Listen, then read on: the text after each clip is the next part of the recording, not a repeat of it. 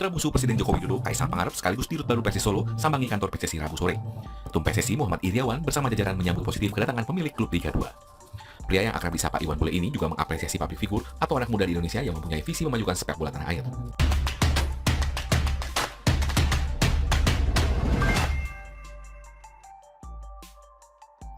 Kabar baik, Kaisang siap jadi ketum PSSI.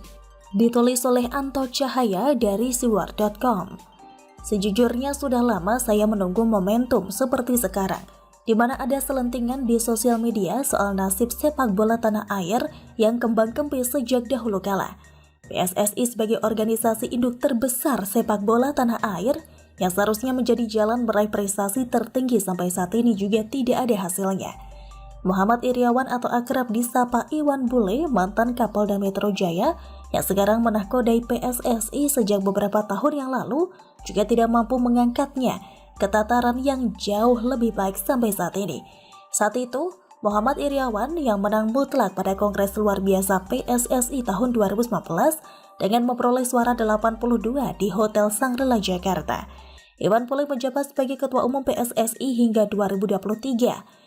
Sepak bola merupakan olahraga yang memiliki supporter terbesar di tanah air, bahkan supporter tanah air oleh media luar negeri dipandang sebagai salah satu yang terbesar di dunia. Melalui olahraga ini pula dapat menyatukan perbedaan di tengah masyarakat kala timnas bertanding.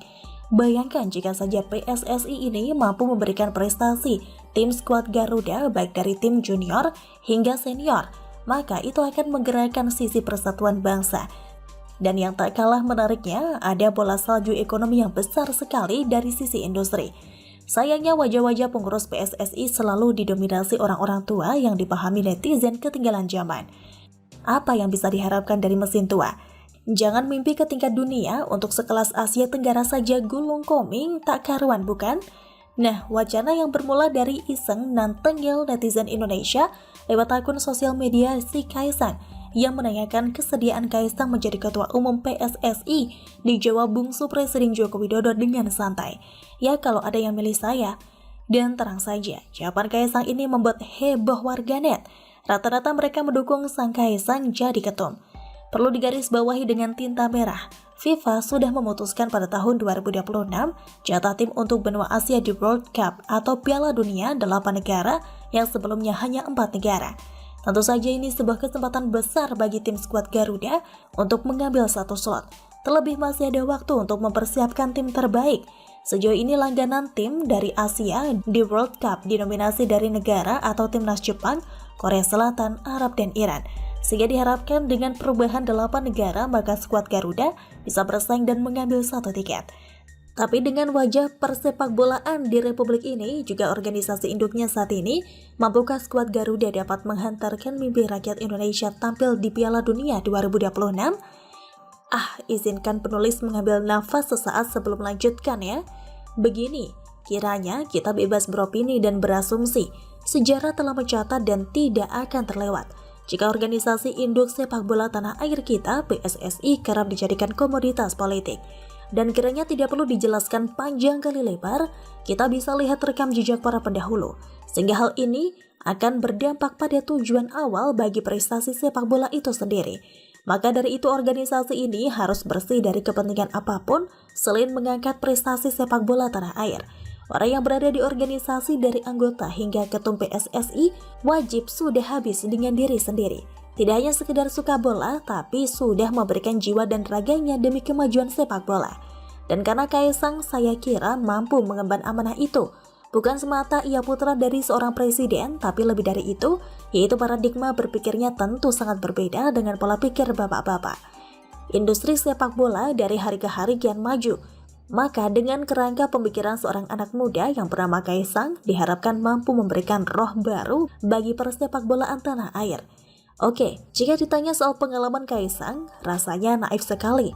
Memang betul, seorang Kaisang baru hitungan tahun atau mungkin bulan sebagai direktur utama Persis Solo.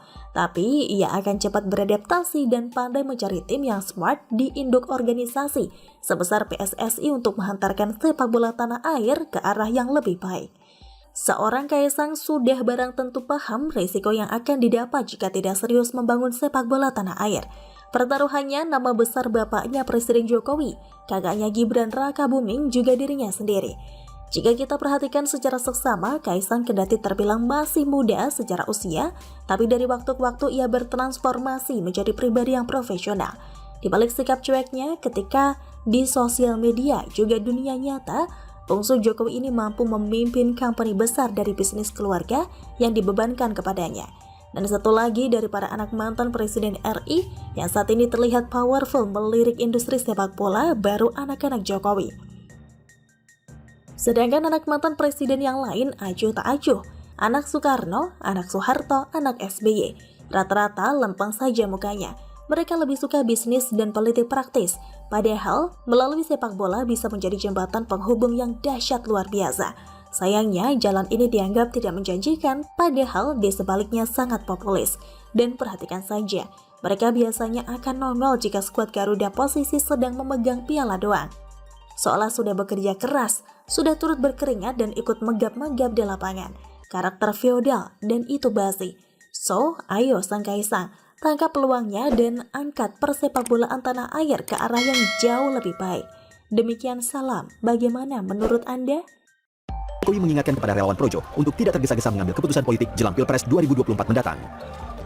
Karena kita harus fokus dan bekerja untuk menyelesaikan persoalan-persoalan tadi. Yang ketiga, urusan politik, ojo kesusu sih. Meskipun mungkin